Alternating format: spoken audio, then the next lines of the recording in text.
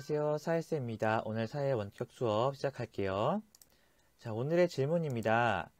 자, 여러분 마스크 요즘에 항상 우리 착용하고 다니죠. 자, 그런데 작년에 코로나가 처음 이제 유행하기 시작했을 때 이 마스크 대란이 일어났습니다. 사람들이 마스크 구하기가 굉장히 어려워졌고요. 심지어 마스크 가격이 너무 말도 안 되게 오르기도 했습니다. 자, 물론 우리 정부가 개입해서 마스크 오브제라던가 가격 규제를 해서 안정화가 됐지만 그렇지 않았다라면은 이 마스크 값은 정말 많이 비싸졌을 거예요. 자, 그러면 마스크가 필요로 하는 많은 사람들이 구매하지 못했겠죠. 자, 오늘 학습할 내용이 이 마스크의 가격과 관련이 있습니다.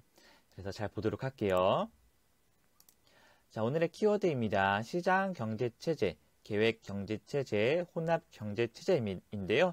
이러한 경제 체제가 무엇인지, 또 이렇게 나누어진 것은 왜 때문인지 우리가 살펴보도록 할게요. 자, 먼저 가정을 해볼게요. 여러분들이 중국집을 경영한다고 해보겠습니다. 자, 그러면 여러분들은 이런 질문을 하게 될 거예요. 무엇을 얼마나 생산할 것인가? 어떻게 생산할 것인가? 누구를 위하여 생산할 것인가? 자, 여기서 무엇을 얼마나라는 것은요. 여러분들이 짜장면만 팔 수도 있죠. 짜장면만 진짜 맛있게 전문적으로 하는 중국집을 운영할 수도 있잖아요. 아니면은 짬뽕까지 팔 수도 있습니다. 아니면은 탕수육까지 팔 수도 있죠. 무엇을 얼마나 생산할 것인가와 관련된 문제입니다. 자, 두 번째는 어떻게 생산할 것인가인데요. 면을 만들 때 수타식으로 만들지 아니면은 기계로 면을 뽑을지도 결정해야겠죠. 생산 방법의 선택과 관련된 문제입니다. 자, 세 번째는요. 분배와 관련이 있는 내용이에요. 생산된 가치를 어떻게 나눌 것인지와 관련된 문제로 누구에게 얼마나 분배할 것인가 라고 보면 되겠습니다. 자, 짜장면과 짬뽕을 만들었어요. 이 생산된 가치를 판매해서 얻는 수익으로 환산이 되겠죠. 자, 그러면은 그 수익을 직원들에게 임금을 얼마나 줄 것이냐, 어떻게 줄 것이냐와 관련된 문제입니다. 우리가 이 중국집뿐만 아니라 어떠한 경제 활동을 할 때 이 세 가지를 반드시 고려하게 되어 있습니다.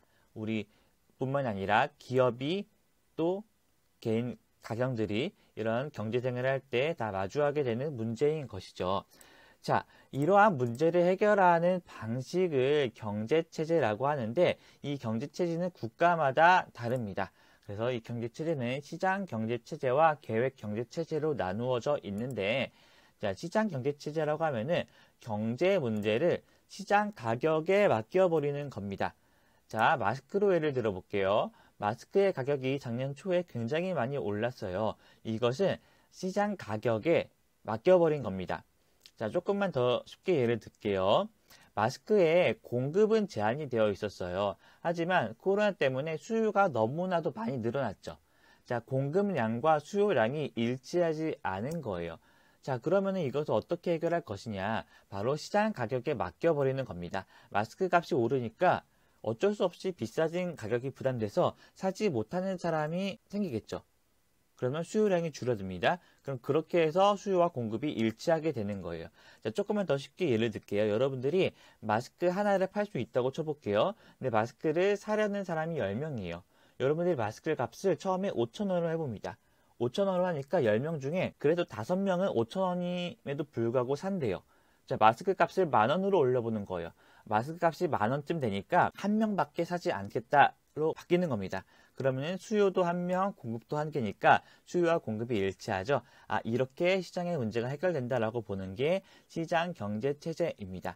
자, 이러한 경제 시스템은요, 개인의 자유로운 이익 추구를 인정합니다. 이 기업이 마스크 가격을 자기 맘대로 올릴 수가 있는 거예요. 마스크 값이 오를수록 기업은 이익이 커지겠죠? 그렇게 냅두는 겁니다. 소비자와 생산자는 자발적으로 거래합니다. 소비자도요, 마스크 값이 올랐는데 사고 싶어. 그러면 사는 거고, 부담돼서 사지 않을 거야. 그러면 사지 않는 겁니다.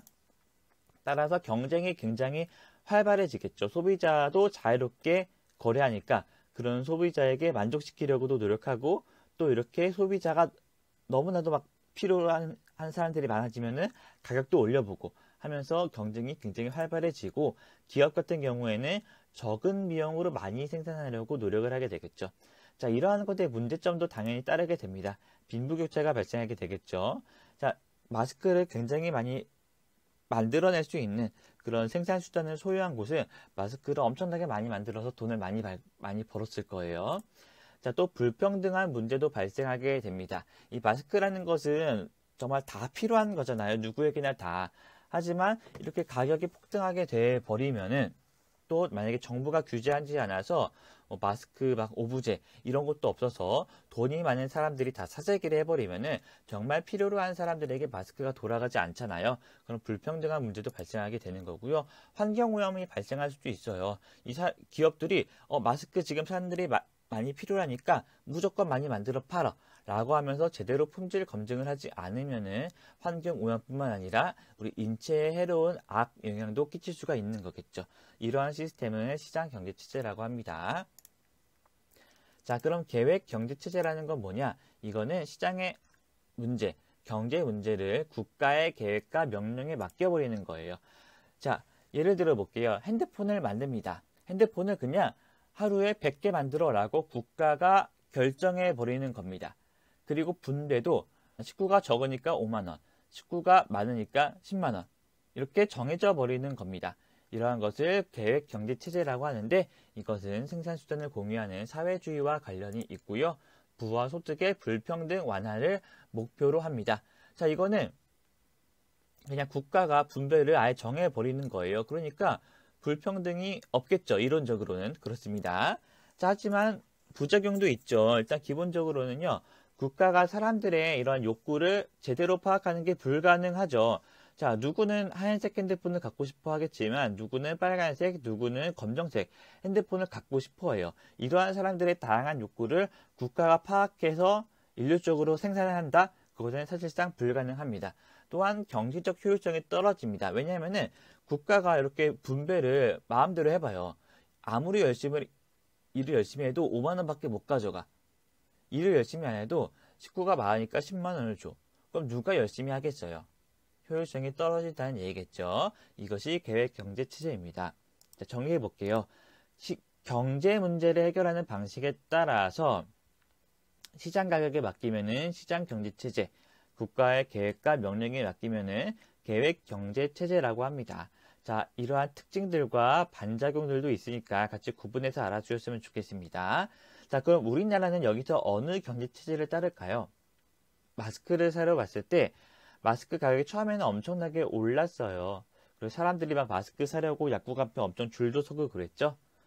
자, 우리나라는 기본적으로는 시장 경제 체제예요. 시장 가격에 맡겨버리고 자유롭게 합니다. 하지만 마스크 가격이 많이 오르니까 거기서 정부가 개입을 해서 마스크 오브제 같은 것도 시행하고 가격도 규제를 했죠. 그런 것들을 봤을 때 우리나라는 기본적으로는 시장 경제 체제지만 일부 국가의 계획과 명령도 하는 그런 모습을 보인다고 볼 수 있죠. 그러한 것을 우리는 혼합 경제 체제라고 해요. 시장 경제 체제를 바탕으로 하지만 정부가 어느 정도 개입하는 경제 체제를 혼합 경제 체제라고 합니다. 자, 우리나라 헌법 119조에요. 대한민국의 경제 질서는 개인과 기업의 경제상의 자유와 창의를 존중함을 기본으로 한다라고 나와 있어요.